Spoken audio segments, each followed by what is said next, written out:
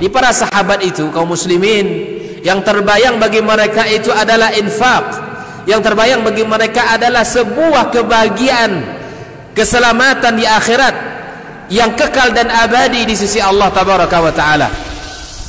Semua kita boleh klaim sekarang. Kamu cinta Nabi? Cinta Ustaz. Cinta Nabi?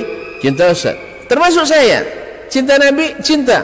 Kapan tahunya? Besok di akhirat.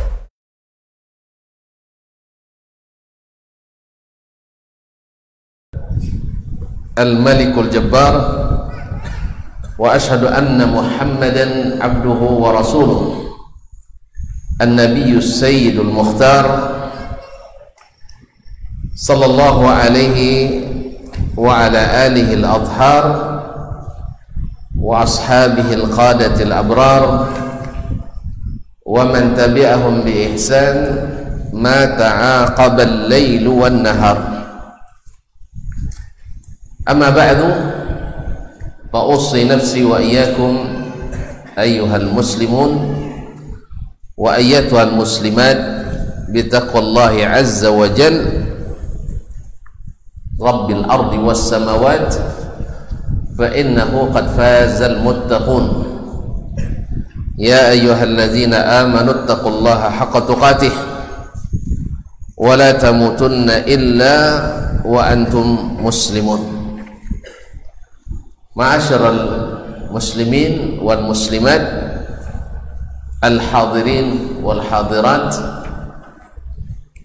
awal musyahidin wal musyahidat, bapak dan ibu-ibu, saudara-saudara dan saudari-saudari, serta adik-adik dan anak-anak, jemaah salat maghrib dan insyaallah isya di Masjid Talhah bin Ubaidillah di Pondok Pesantren Al-Madaniyah Tibun yang saya muliakan, dihormati dan saya cintai. Alhamdulillah, Allah kembali melimpahkan rahmat dan karunia sehingga kita bisa bersama pada petang hari ini di hari Kamis, hari yang ke berapa ini? Zulhijjah, hari yang ke-6 ke-7. Kalau Selasa hari ke-10, Senin 9, Ahad 8, Jumat Sabtu 7. Terus Kamis 5 atau 6. Nah, masuk malam yang ke-7 bulan Zulhijjah, di antara hari-hari yang terbaik yang mana Allah Subhanahu wa taala sangat mencintai amal saleh padanya lebih daripada amal-amal yang dilakukan di bulan-bulan yang lain. Oleh itu bersyukur kita kepadanya, kita diberikan taufik dan niat serta kemauan untuk hadir di salah satu tempat yang paling dicintainya.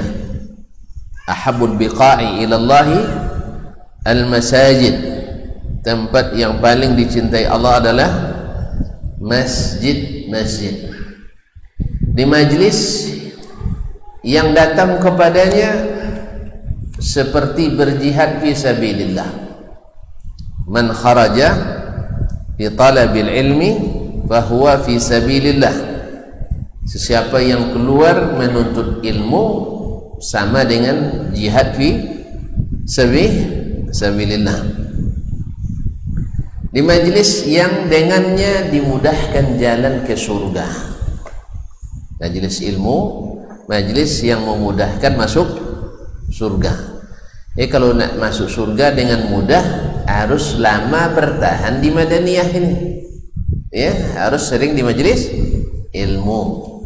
Sebab semakin lama belajar semakin mudah masuk surga. Bahkan mati pun dalam menuntut ilmu, insya Allah masuk surga. Mau? Alhamdulillah. Man salaka tariqan yaltamisu fihi ilman sahalallahu bihi tariqan ilal jannah. Siapa yang menempuh satu jalan menuntut ilmu, Allah mudahkan baginya jalan ke surga. Alhamdulillah kita diberikan taufik untuk sama-sama duduk di majlis yang dibanggakan Allah kepada para malaikat. Allah saja membanggakan majlis-majlis ini kepada malaikat. Oleh itu mari kita bersyukur kepadanya. Mudah-mudahan nikmat ini sentiasa kita dapat sampai datang kiamat, baik kiamat besar maupun kiamat kecil. Kiamat besar kapan? Bilang aja nggak tahu. Ya nggak tahu. Kalau kiamat kecil tahu? Nggak juga. Ya tahu kapan matinya? Enggak, ya enggak juga. Jadi kiamat kecil, kiamat besar kita nggak tahu. Man mata faqad qamat qiyamatuhu. Siapa yang mati berarti sudah kiamat baginya, tapi kiamat kecil. Ya tinggal lagi kiamat besar, dan dua-duanya kita nggak tahu. Ma'asyiral kiram, kaum muslimin dan muslimat, hadirin wal hadirat, wal musyahidin wal musyahidat yang dirahmati Allah Subhanahu wa taala. Salawat dan salam kepada baginda Rasulullah sallallahu alaihi wasallam. Beliau kalau melihat para penuntut ilmu ini, baik yang tua maupun yang muda, bapak-bapak maupun anak-anak, beliau bergembira dan mendoakannya. Nadarallahu imra'an sami'a minni hadithan fawa'ahu thumma addahu kama sami'. Farubba hamili fiqhin ila man huwa afqahu minhu. Semoga Allah menjadikan wajah bersinar bagi orang yang mendengarkan dariku satu hadis, lalu dia pahami dan hafalkan, kemudian dia sampaikan seperti yang dia dengarkan. Karena bisa saja seorang pembawa fikih kepada yang lebih faqih daripadanya. Oleh sebab itu banyak-banyak bersalawat ke Nabi sallallahu alaihi wasallam, karena beliau yang mengajarkan kita jalan ini. Mudah-mudahan kita bertemu nanti di tepi telaga, di saat beliau menunggu kita di sana, yang siapa minum dari air telaganya tak dahaga selamanya sampai masuk surga. Jangan sampai tertolak kita. Mudah-mudahan semua kita termasuk yang diterima di sisinya. Amin ya rabbal alamin. Ma'asyiral kiram, ini langsung ke kitab atau perlu muqaddimah nih Ustaz? Ahsan muqaddimah dulu. Nah, iya. Karena kita baru tahu nilai sebuah ilmu kalau kita tahu siapa pemiliknya, dan kita tahu kenapa pula dia menulisnya kitab ini. Judulnya apa? Apalah dia judulnya? Enggak juga, ada yang hafal? Nah, coba angkat suaranya, laki-laki masa kecil suaranya. Judul bahasa Indonesianya ya, ulang bahasa Arabnya. Ayo.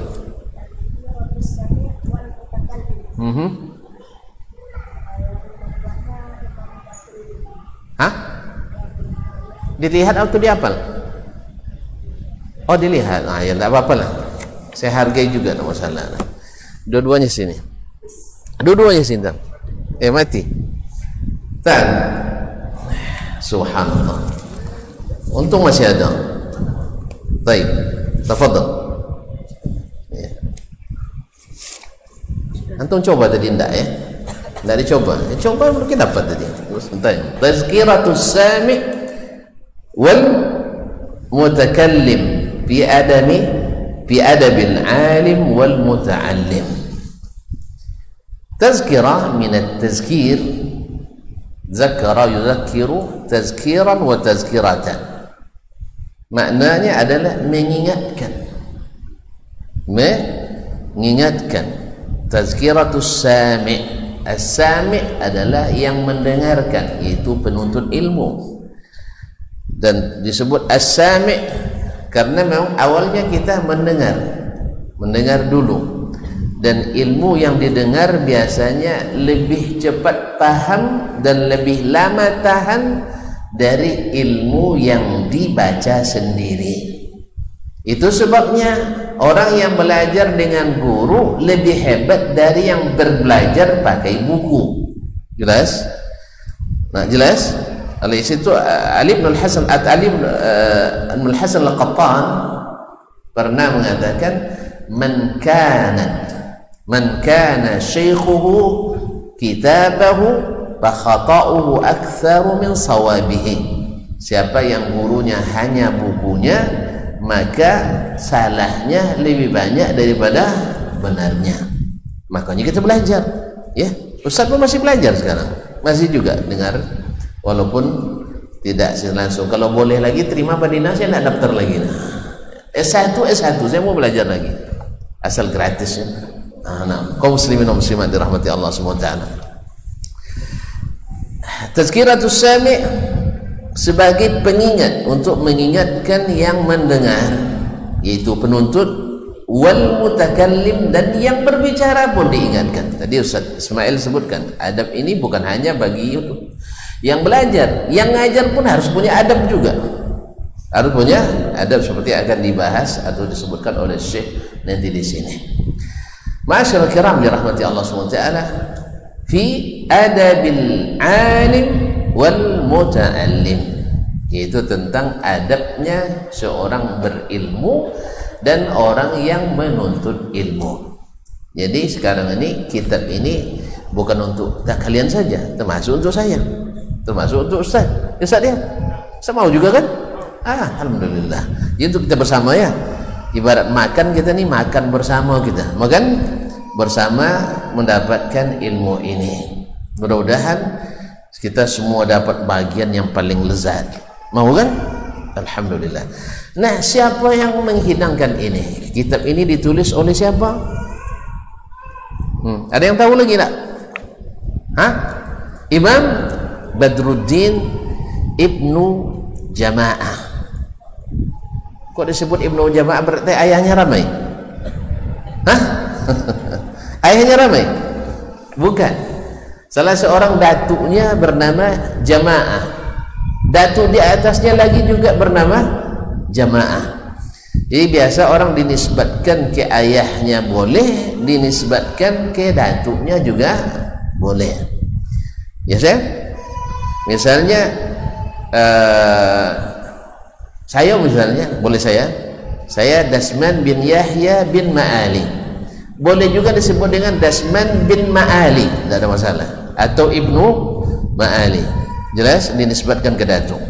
Karena asalnya dari datuk, datuk dari ayahnya lagi, dan seterusnya. Nama lengkapnya adalah Abu Abdillah, itu kunyahnya. Badruddin itu laqabnya. Badruddin Muhammad ibn Ibrahim ibn Sa'dullah ibn Jamaah. Jadi ada salah seorang datuknya bernama Jamaah, bukan karena ayahnya ramai. Boleh ayah ramai? Tidak boleh. Tidak boleh. Ya, tidak boleh. Poligami boleh, poliandri nggak boleh. Poligami aja payah kena. Nah, kaum muslimin dan muslimat dirahmati Allah. Itu Muhammad ibn Ibrahim ibn Sa'dillah ibn Jamaah, Ibn Ali Ibn Jamaah. Ada lagi Jamaah di atasnya, Ibn Jamaah, Ibn Hazim Ibn Sakhar Al-Kinani Al-Hamawi Al-Syafi'i. Al-Kinani dari Bani Kinanah. Bani Kinanah itu di mana? Di Mesir. Jadi Mesir itu disebut dengan negeri Kinanah. Mesir disebut dengan negeri Kinanah. Negeri Kinanah. Masyaallah kiram dirahmati Allah Subhanahu wa taala. Kemudian Al-Kinani Al-Hamawi, nisbat kepada Hamad. Hamah itu adalah negeri di Syam. Nama tempat di Syam namanya Hamad. Maka dia dinisbatkan kepada Al-Hamawi.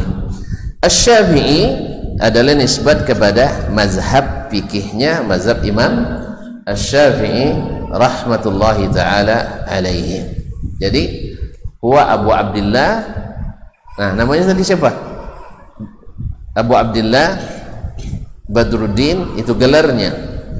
Badruddin itu bulan purnamanya agama.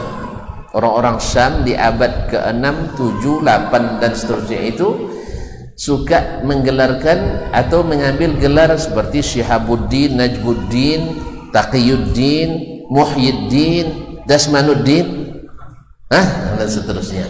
Jadi awal mulanya ini din ini lahir dari kebiasaan ulama Syam, kemudian ditiru oleh ulama-ulama lainnya. Itu pada abad ke-6, 7 dan 8. Maka Imam An-Nawawi misalnya Muhyiddin, Imam Syekhul Islam Taimiyah Taqiyuddin, Ibn Subki juga Taqiyuddin Al-Ab, anaknya Tajuddin Ibnu As-Subki, kemudian Ibnu Hajar Syihabuddin dan seterusnya. Jelas? Jadi itu namanya laqab. Namanya Muhammad ibn Abdullah, Muhammad ibn Ibrahim ibn Sa'dillah ibn Jama'ah ibn Ali ibn Jama'ah ibn Hazim ibn Sakhar Al-Kinani Al-Hamawi Al-Syafi'i. Beliau dilahirkan pada malam atau petang hari atau malam Jumat. Malam Jumat tanggal 4 Rabiul Akhir. 4 Rabiul Akhir tahun 639. Catat tuh 639, yaitu tanggal 4 Rabiul Akhir 639. Beliau tumbuh di rumah atau keluarga yang dikenal dengan ilmu dan agamis serta keturunan yang biasa mewarisi jadi qadhi. Qadhi itu hakim. Jadi hakim. Fa abuhu al-qadhi Burhanuddin, dia tadi Badruddin ya, Badruddin Ibnu Jama'ah. Saya bilang apa tadi? Burhanuddin, Badruddin kan? Badruddin. Kalau salah diperbaiki. Bapaknya Burhanuddin Ibnu Jama'ah wafat 675, juga termasuk salah seorang ulama, dan demikian pula datuknya juga seorang ulama. Qara al-Qur'ana ala walidih. Dia baca Quran kepada ayahnya. Artinya menghafal Quran dan bacanya belajar dari ayahnya. Wa atqana katsiran minal funun atau minal mutun, dan banyak menghafal mutun. Mutun itu adalah matan-matan ilmu, seperti matan al-Ajrumiyah dalam nahwu, matan al-Baiquniyah dalam mustalah hadis, atau misalnya al-Usulus Thalathah dalam akidah, Kashfus Syubhat dan sebagainya, yaitu mukhtasaran, atau matnut taqrib dalam fikih misalnya, atau dalam mustalah hadis Taqrib An-Nawawi, atau matan Abi Syuja dalam fiqh Syafi'i, atau Al-Imriti dalam usul fiqh dan seterusnya, Ar-Rahabiyah dalam ilmu faraid dan seterusnya, serta Alfiyah Ibnu Malik dalam nahwu dan saraf, Alfiyah As-Suyuti, Alfiyah Al-Iraqi dalam ilmu usul hadis dan seterusnya. Man hafizal mutun faqad hazal funun. Siapa yang menghafalkan matan-matan, maka dia banyak menguasai disiplin ilmu yang lain. Oleh sebab itu nih patut diadakan menghafal matan-matan ini. Untuk menariknya nanti juga kalau bisa diperlombakan, dibawa lomba menghafal mutun al-ilmiyah, matan-matan yang kecil sampai yang besar-besar insyaallah taala. Karena matan itu kecil ukurannya, tapi menyingkat dan meringkas ilmu yang sangat banyak. Nah, ini biasanya para ulama dulu, mereka sebelum belajar ilmu hafal Quran dulu, kemudian menghafalkan mutun al-ilmiyah. Masyaallah kiram dirahmati Allah Subhanahu wa taala. Kemudian ketika beliau sudah beranjak remaja atau jadi seorang pemuda, belajar dari syekhi suyukhi Hamad, belajar dari syekhnya para syekh. berarti guru besarnya. Jadi kita belajar itu kalau nak dapat ilmu yang besar, cari dari ulama yang besar. Sebab rata-rata yang besar-besar melahirkan orang-orang besar. Nanti kalau tuan-tuan nanti selesai belajar di Madaniyah ini, cari ulama besar negeri ini, belajar kepadanya ya, supaya nanti jadi orang besar. Nah, beliau juga setelah belajar Al-Quran, belajar mafal mutun, lalu dicarinya Syekhu Suyukhi Hamad, syekhnya para syekh di Hamad pada waktu itu, yaitu Syarafuddin Abdul Aziz Al-Ansari. Syarafuddin Abdul Aziz Al-Ansari wafat 662 Hijriah. Kemudian mendengar Minar Radhi Ibn Al-Burhan atau Ibn Al-Barhan 664 Hijriah. Wa Rashid Al-Attar, Rashiduddin Al-Attar yang penulis As-Sananul Abyan wal Mawridul Am'an fil Muhakamati bainal Imamaini fis Sanadil Mu'an'an. Ada hafal judulnya tak? As-Sananul Abyan wal Mawridul Am'an fil Muhakamati bainal Syaikhain atau bainal Imamaini fil Isnadil Mu'an'an.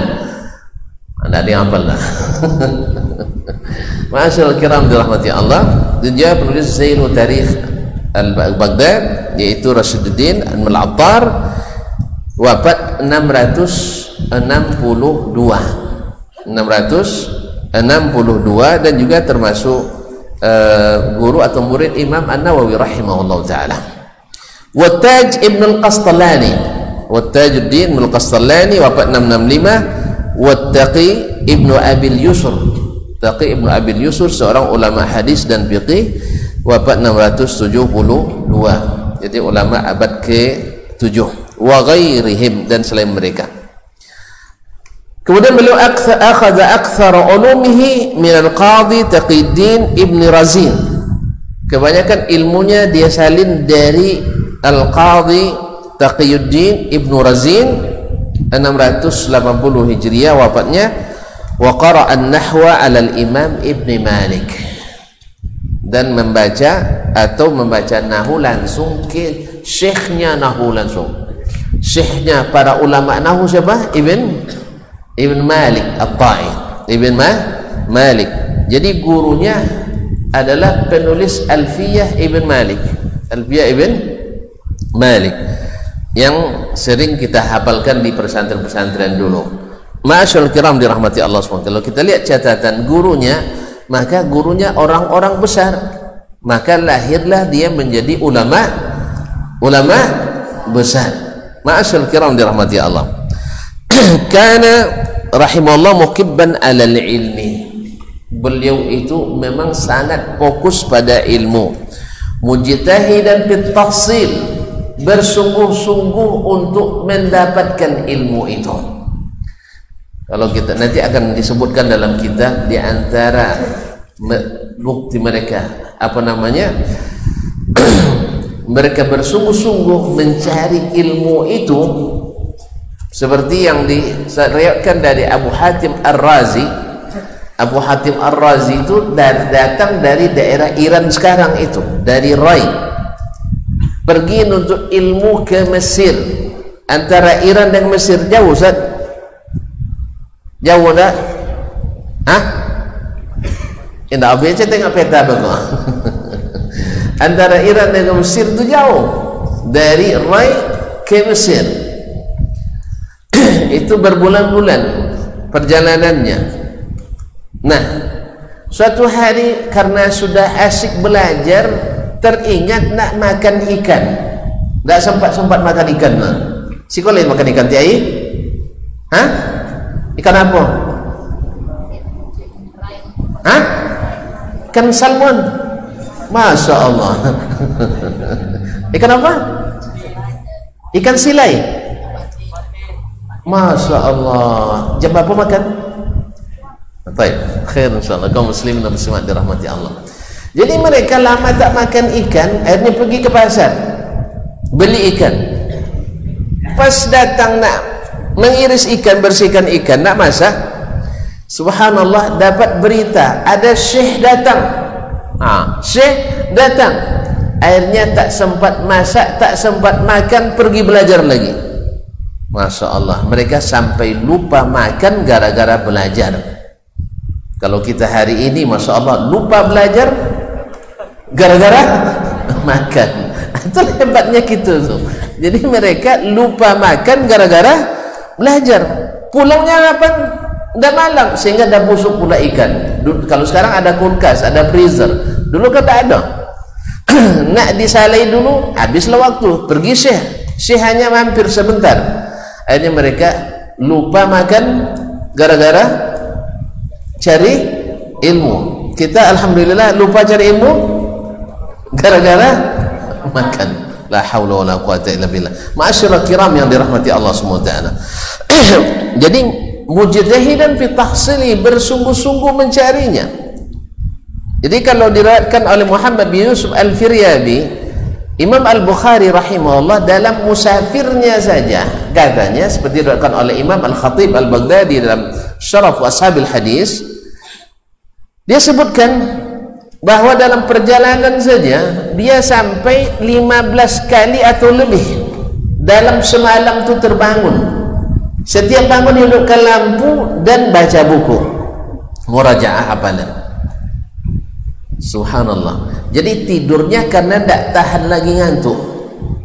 Kalau kita tidur karena tidak tahan lagi belajar, iya, beliau belajar sampai tidak tahan ngantuk, tertidur. Habis itu bangun lagi, hidupkan lampu, belajar lagi, sampai dalam musafir sampai 18 kali atau 15 kali beliau terbangun, seperti yang diriwayatkan oleh Al-Khatib Al-Baghdadi dalam Syarafu Ashabi Al-Hadis. Ma'asyiral kiram dirahmati Allah SWT.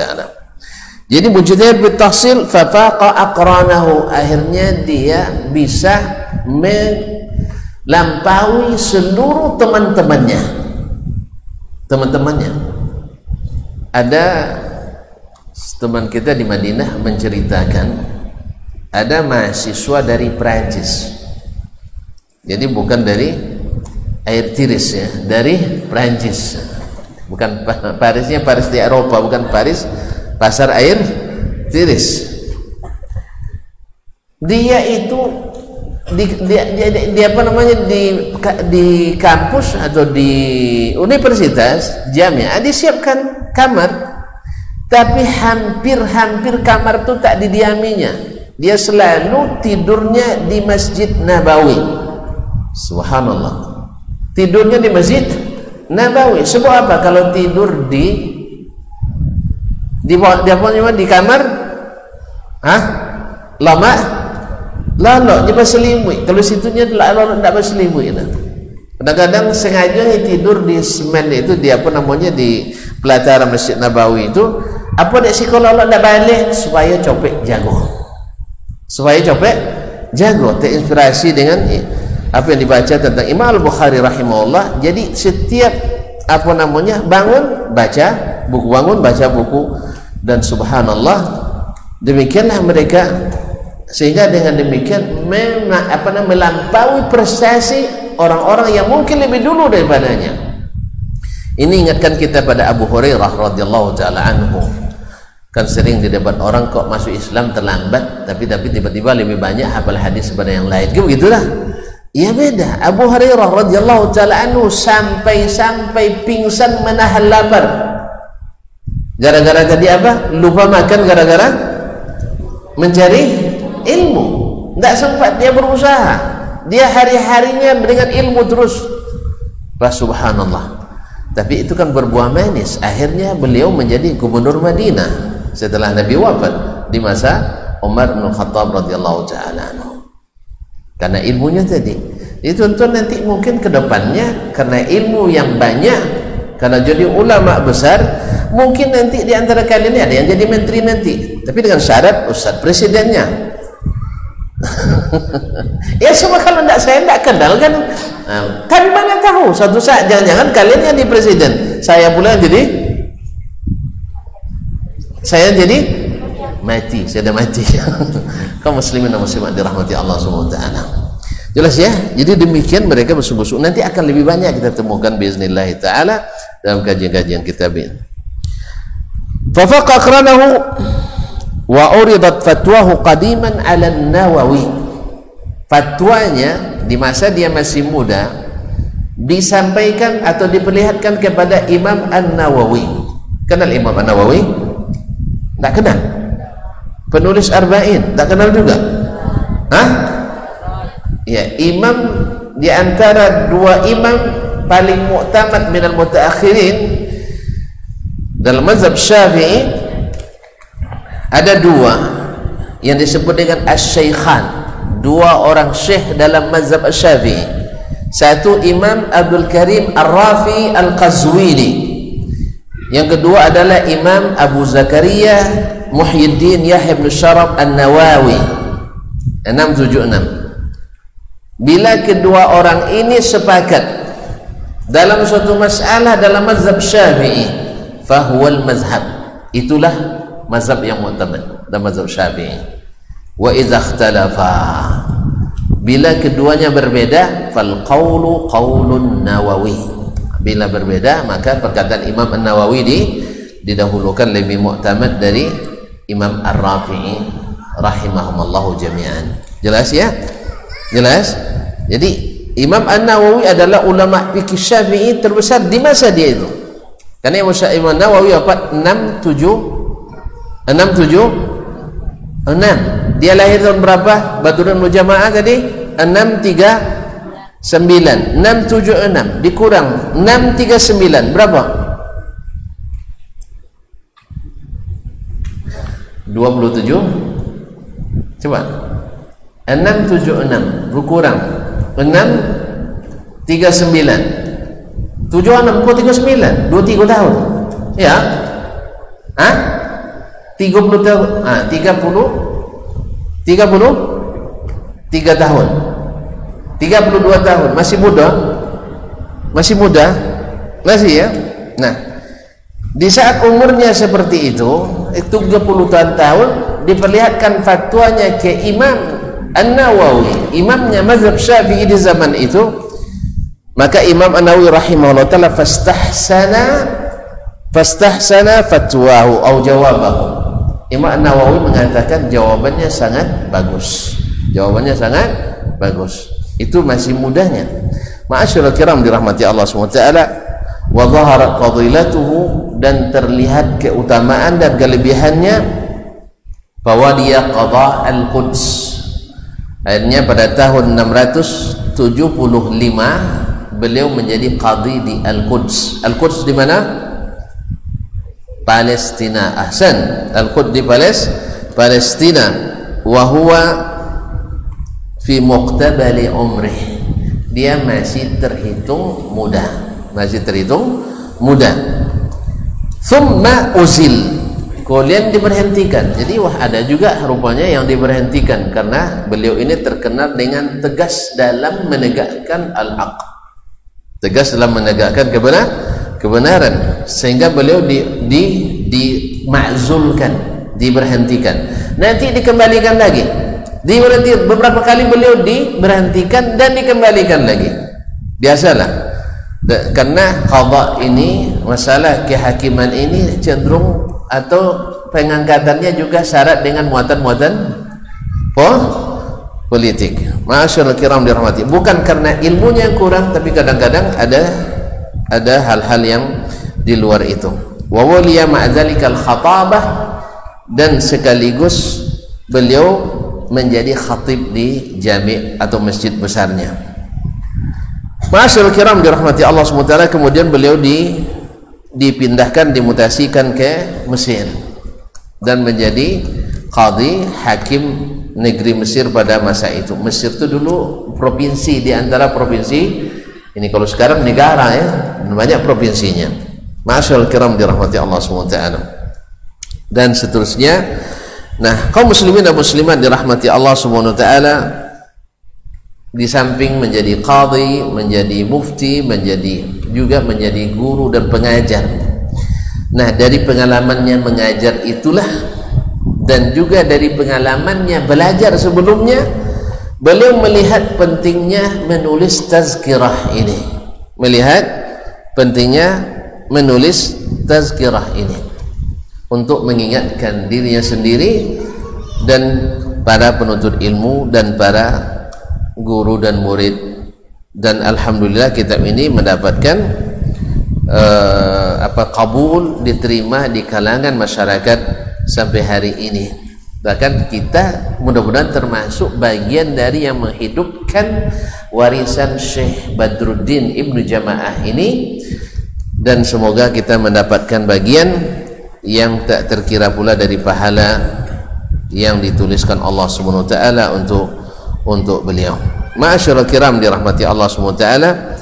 Kemudian beliau diwafatkan pada malam Senin tanggal 21 Jumadil Ula tahun 733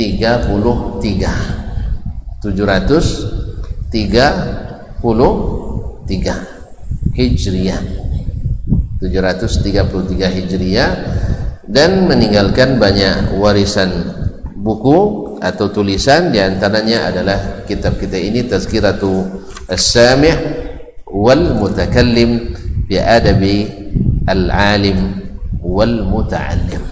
Ma'asyiral kiram yang dirahmati Allah SWT, ya, kitab ini kalau dibaca dengan tanpa keterangan yang luas, ya, hanya dibaca matanya tanpa diartikan, lalu kalau ada makna yang sulit dijelaskan sedikit, ini setidaknya memerlukan 36 majelis. Ya, kalau sempat sekali sebulan, berarti 3 tahun itu tanpa tak termasuk metong-metong kulit korban gitu. Kaum muslimin dan muslimat 36 kali minimal. Tapi kalau dengan cara kita mungkin 6 kali 36, karena ada terjemah lagi, kemudian ada nanti intermezzo jumlah mu'taridah la mahallalah min al-i'rab dan sebagainya.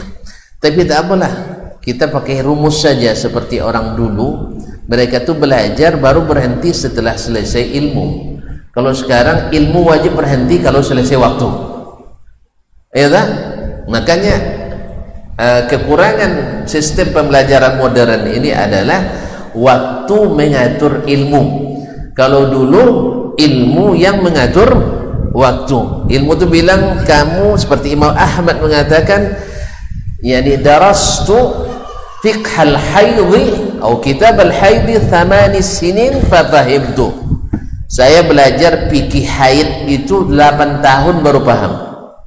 Kalau sekarang enggak, sebagian dari 1 semester, ya, semester kita pun ini tadi paham. So itulah hebatnya pada Imam Ahmad rahimahullahu taala. Kaum muslimin dan muslimat dirahmati Allah, di antara keistimewaan beliau ini, walaupun sering menjadi pejabat-pejabat tinggi di berbagai negeri, di Syam, di Quds, ya, di Hamad, di Mesir, tetapi tetap dikenal dengan orang yang luwes bergaulnya dan fleksibel dan halus akhlaknya, mudah untuk bergaul dengannya, sehingga semua kalangan bisa bersamanya.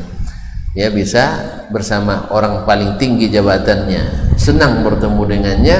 Orang-orang yang paling melata martabatnya juga tidak dihalangi mendapatkan bahagia bertemu dengannya. Di antaranya adalah malihal hay'ah, selalu tampilannya selalu rapi dan enak dipandang. Kemudian orangnya putih dan jenggotnya bundar, rapi gitu, jenggotnya panjang. Jadi ternyata ulama-ulama kita memelihara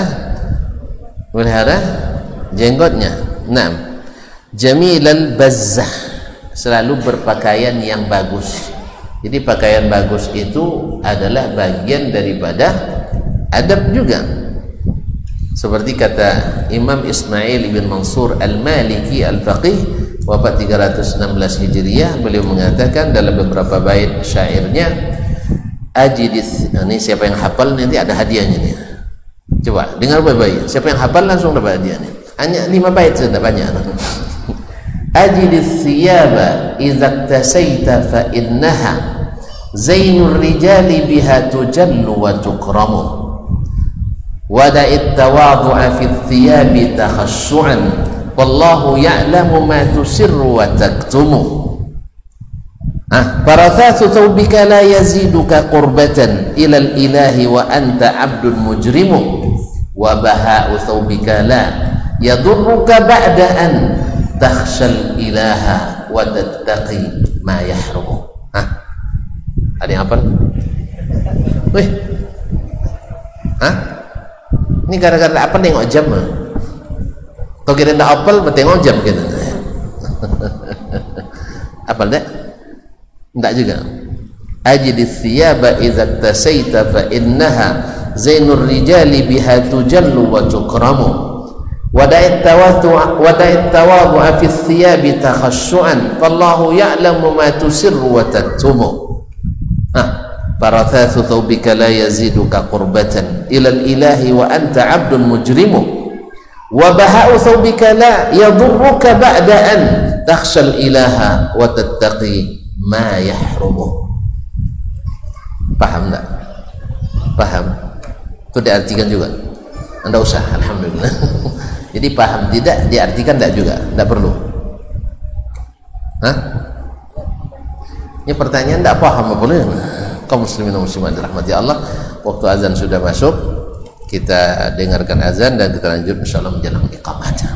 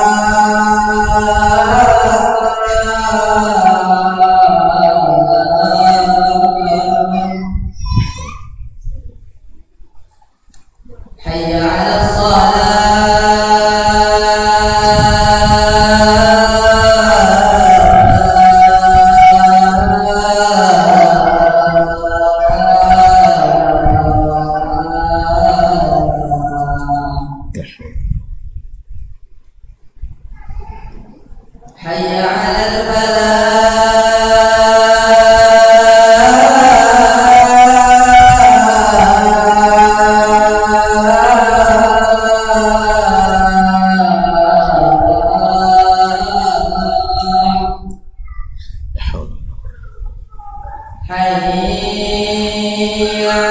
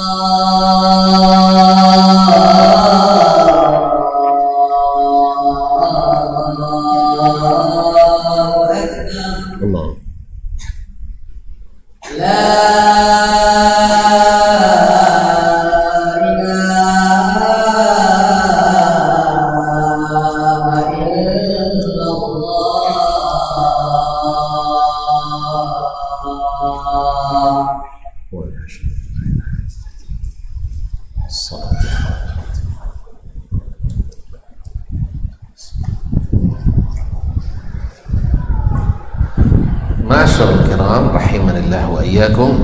Jadi tidak paham tapi tidak boleh diartikan. Tidak boleh diartikan. Diartikan. Oh, salah paham tadi. Saya yang salah paham. Ajidis thiyaba idza tasaita fa innaha zainur rijali biha tujallu wa tukramu. Pakailah pakaian yang baik. Karena pakaian yang baik itu adalah zainur rijal, yaitu perhiasannya laki-laki. Dengannya kamu dimuliakan dan dihormati. Ya, sebab kalau pakaian tidak sesuai kadang-kadang ya sopir kecil ustaz doang gitu. Ada seorang ustaz cerita dia langsung kan, jadi pergi pengajian, diundang acara, dibawanya PRT necis gayanya ustaz, sarungan biasa gitu. Akhirnya pas selesai pas sampai yang disambut oleh panitia PRT-nya ustaznya dicuekin.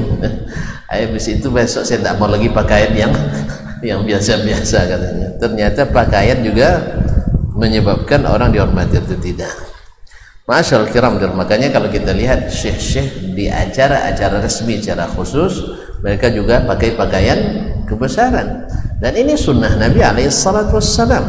Beliau mengkhususkan pakaian untuk hari raya, untuk Jumat, dan untuk menyambut para utusan dari negeri lain. Dia pakai pakaian yang bagus gitu. Apalagi kalau ke rumah Allah tabaraka wa ta'ala. Fa inna zainul rijali biha tujallu wa tukram farathathu thawbika la yaziduka qurbatan ilal ilahi wa anta abdun mujrimu. Karena pakaianmu yang lusuh tak menambah dekat dengan Allah, kalau padahal engkau hamba yang suka buat dosa. Tak juga dekat walaupun pakaiannya lusuh-lusuh. Nah, sebelumnya wara tawadhu'a fi thiyabi takhassu'an fallahu ya'lamu ma tusirru wa taktumu. Tinggalkan tawadhu dalam masalah pakaian gara-gara supaya dipandang khusyuk atau rendah hati, tidak. Karena Allah Maha tahu apa yang kau nampakkan dan apa yang engkau sembunyikan. Karena yang khusyuk itu di sini, bukan di pakaian tadi. Makanya Bakar bin Abdullah Al-Muzani, Sayyidut Tabi'in, Sayyidul Zuhad di zaman Tabi'in, para ahli ketuanya para zahid zuhud di masa Tabi'in, jubahnya harganya hanya 400 dinar, 400 dirham. 400 dirham apa itu Ustaz? Kali 50.000,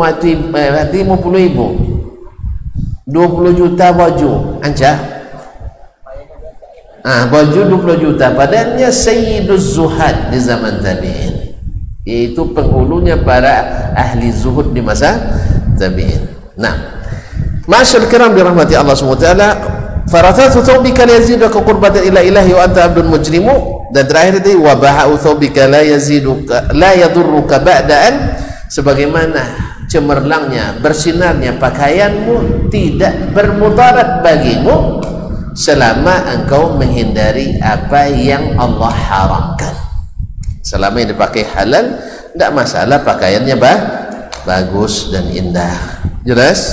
Nah, beliau ini termasuk yang malihal haibah, berpakaian atau tampilannya sangat tampan.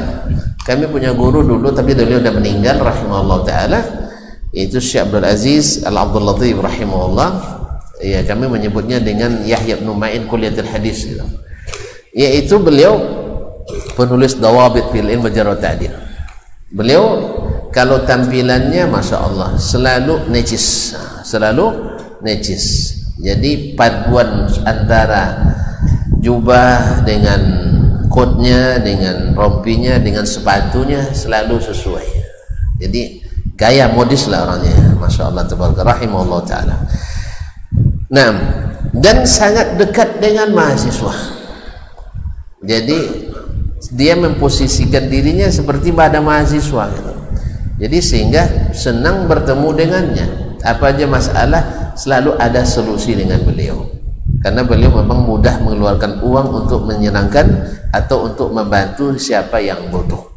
Rahimahullah rahmatan wasi'ah. Nah, walaupun demikian wara, dia tetap wara. Karena wari'an sayyinan, terjaga agama dan air mukanya. Wathiral aqli, akalnya cerdas, masya Allah, dan selalu punya ide-ide yang segar. Hasanul hadi, dan cara hidupnya pun, gaya hidupnya bagus, baik, pembawaannya bagus. Matinad diyana, kokoh agamanya. Ternyata bergaya hidup yang bagus tidak menghilangkan kekokohan beragama. Nah, matinad diyana, zahidan zuhud, zata abudin wa aurad, dan punya ibadah-ibadah dan menjaga wirid-wirid, itu doa-doa dan zikir yang dirutinkan. Nah, walaupun demikian beliau juga sering diangkat jadi pejabat tinggi, tetapi selalu merakyat, layyinu janib, mudah bergaul dengannya.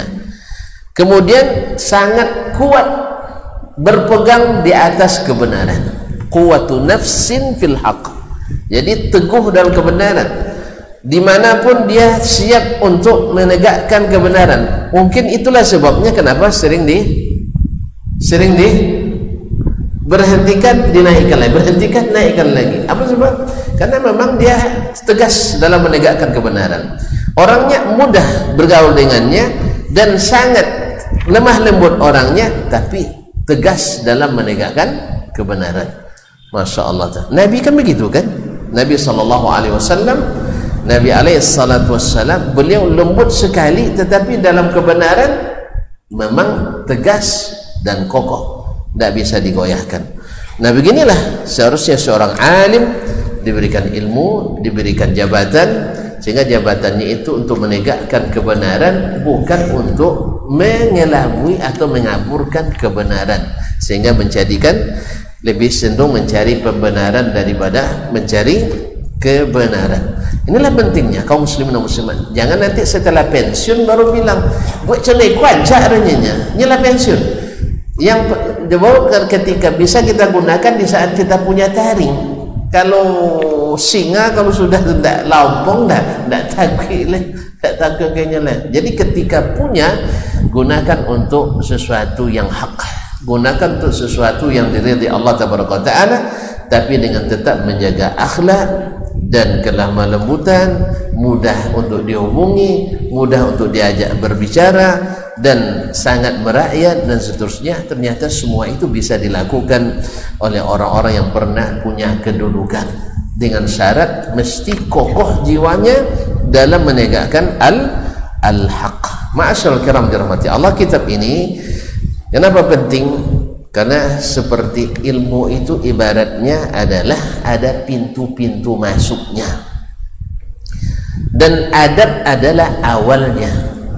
Para as-salaf menyebut al-adabu qabla talab. Adab itu mesti ada, dipelajari sebelum menuntut ilmu. Sebab kalau menuntut ilmu tanpa adab melahirkan orang-orang yang sombong, orang-orang yang angkuh, orang-orang yang ujub. Iblis apa kurangnya? Punya ilmu apa tidak? Punya ilmu. Ya, punya ilmu. Ada seseorang ditegur oleh Imam Malik, dan dia yang ditegur ini ahli nahu pula. Imam Malik tersilap lisannya menyebut fa'il jadi maf'ul kan? Lalu dicemoohnya Imam Malik gara-gara itu. Orang belajar nahu belum mendapat dennya. Dikiranya dengan nahu itu lebih hebat dari Imam Malik rahimahullah ta'ala. Nahu itu alat, nahu saraf itu alat. Kalau bisa tanpa alat perlu je lah. Lah bisa bahasa Arab tak pakai alat perlu je alat dulu. Ustaz, umat lah tagak lah sudah, perlu alat tukang lah? Tak perlu lah. Orang Arab itu tak perlu nahu saraf mereka karena sudah pandai bahasa Arab. Nah, orang kalau sudah pandai bahasa Arab perlu nahu saraf lah. Nahu saraf itu balati bahasa Arab. Makanya tidak jarang orang yang pandai nulis Arab tapi tidak pandai bahasa Arab. Ya guru-guru kami dulu macam gitu. Jadi orang Arab situ banyak solat di dulu. Tu apa yang tidak punya betul dan pandainya buin. Dia tidak pandainya buinnya so, kalau baca itu lebih banyaklah solat. Jadi secara teoritis contohnya dulu guru bahasa Inggris, bahasa Inggiri. Ambo guru bahasa Inggiri, opal tensis dulu. Tiba orang baca itu orang Inggris itu oberunya salah di tensisnya. Tu apa tak sampai betul dan pandainya buin dengan dapat. Dia tidak pandai bahasa Inggris, pandai kaedah bahasa Inggris. Jadi kadang-kadang kita juga seperti itu, seperti dikatakan oleh Yahya bin Mu'az rahimahullah seorang ulama di masa tabi'in, dia katakan awwaluhu syughlun wa akhiruhu baghyun. Nahu itu, ilmu adat itu awalnya menyibukkan, akhirnya menyebabkan kesombongan. Berapa banyak orang menolak kebenaran dengan alasan nahu dan saraf.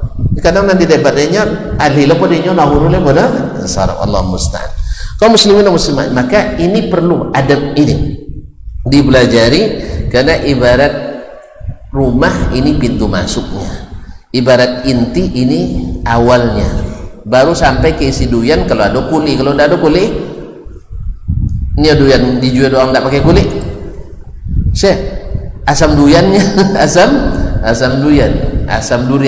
Jadi kaum muslimin dan muslimat dirahmati Allah, berkata Imam Al-Mawardi rahimahullah taala dalam Adabud Dunya Waddin, beliau mengatakan wa'lam anna lil ulumi awaila tuaddi ila awakhiriha. Ketahuilah ilmu-ilmu itu ada awal-awalnya yang mengantarkan kepada akhirnya. Ada awalnya yang mengantarkan kepada akhirnya. Kalau dimulai dengan awal yang baik, akhirnya insya Allah baik. Tapi kalau dimulai dengan awal yang tidak baik, dia khawatirkan akhirnya tidak baik. Maka ini perlu dipelajari adab ini. Wa madakhila tufdi ila haqa'iqiha, dan tempat-tempat masuk yang mengantarkan kita pada intinya atau isinya. Falyabtadi talibul ilmi bi awailiha, hendaknya penuntut ilmu memulai dengan awal-awalnya. Liyantahi ila awakhiriha, supaya berakhir pada akhir-akhirnya. Wa bimadakhiliha liyufda atau liyufdiya ila haqa'iqiha, atau liyufda ila haqa'iqiha, dan hendaknya dia memulai dari pintu masuknya supaya sampai ke dalamnya. Pintu tidak terbuka tiba-tiba dia ompak. Boleh masuk? Enggak. Wala yatlubul akhira qabla al-awwal, jangan dia menuntut yang terakhir sebelum mulai dengan awalnya. Wala al-haqiqata qabla al-madkhal, jangan cari hakikat dulu sebelum masuk ke pintunya. Fala yudrikul akhir, sehingga dengan demikian yang akhir tak dapat. Wala ya'riful haqiqah, dan dia tidak tahu hakikatnya. Li'annal bina'a min ghairi ussin la yubna, karena sebuah bangunan itu tak jadi kalau tanpa pondasi. Wal thamara min ghairi gharsin la yustana, sebagaimana buah kalau tidak ada pohonnya tidak ada buahnya. Oleh sebab itu ini penting, kita sebelum belajar ilmu perlu mempelajari al-adab. Berarti kesimpulan kaji kita malam ini bahwa menuntut adab sebelum talab. Yang kedua, yang menulis adab ini adalah orang yang benar-benar beradab, sehingga sampai kepada hakikat ilmu itu sendiri, sehingga beliau diangkat dari sisi dunia menjadi pejabat tinggi, dan dari sisi akhirat diangkat sebagai salah satu ulama umat yang ilmunya diwarisi sampai hari ini. Dan insya Allah mudah-mudahan kita bagian dari ahli warisnya. Mau? Iya mau, harusnya mau, karena ini kata Nabi SAW, siapa yang ngambil ilmu ini dapat keuntungan yang besar. Sebab ilmu yang didapat boleh datangkan duit, duit yang didapat tak dapat menyulap ilmu. Jelas? Ayah awak banyak piti, banyak ilmu langsung, banyak ilmu langsung, Enggak, tapi ustaz berilmu banyak piti alunya tentu lah. Bisa banyak, bisa seketek. Kalau panjang pangkat banyak seilmi sekenek piti, tapi kalau pendek pangkat banyak piti. Paham? Kita tengok namanya banyak piti nan sekenek pangkat atau banyak. Kaum muslimin dan muslimat dirahmati Allah, tidak ada DR, tidak ada LCMA, itu banyak PT. Kalau ada DR, ada LCMA, saya PT. Apa sebab? Sebab DR, LCMA lamun cai ilmu. Ya, kalau tidak ada DR, LCMA lamun cai PT. Lamun cai PT berapa banyak? PT dapat. Kalau lamun cai ilmu berapa banyak? Dapat ilmu. Jelas? Nah, masing-masing keduanya sangat diperlukan. Insyaallah taala, semoga Allah SWT berikan taufik kepada kita yang berilmu dengan ilmunya membangun agama ini, dan yang beruang dengan uang, bukan beruang ya, yang beruang dengan uangnya dia membangun agama dan negara ini. Semoga bermanfaat di akhirat nanti ya. Siap besarnya watawin. Kita teruskan, tapi tidak sekarang. Sekarang udah lapar tuh nampaknya. Iyalah, terima kasih dan mohon maaf. Insyaallah kalau ada pertanyaan catat dulu bulan depan rupanya Ustaz. Aduh, bulan depan dah lupa pula kaji hari ini. Tapi tolong diulang-ulangi ya. Insyaallah kita jumpa bulan hadapan insyaallah. Maunya setiap hari jumpa tuan-tuan ini, adik-adik ini. Cuman waktu tak ada lagi. Nah, senang bertemu dengan kalian-kalian ini. Tengok senyumnya, Masya Allah, masih bersih-bersih senyumnya. Ya, besok-besok tak lama tiba-tiba sudah jadi ustadz besar pula dia, sudah pejabat besar pula. Subhanallah. Tapi saya bergembira ya, walaupun saya tak jadi pejabat tinggi, tapi murid-murid saya jadi pejabat tinggi. Bahkan ya, kawan-kawan atau senior dan sebagainya, bahkan sekalipun yang berlawan misalnya, ya kan, lawan kita jadi pejabat tinggi. Allah musta'an wa alaihi tuklan. Sampai jumpa kembali. Wallahu yahfazukum jami'an wa subhanakallahumma bihamdik asyhadu an la ilaha illa ant astaghfiruka wa atubu ilaik. Wassalamu alaikum warahmatullahi wabarakatuh.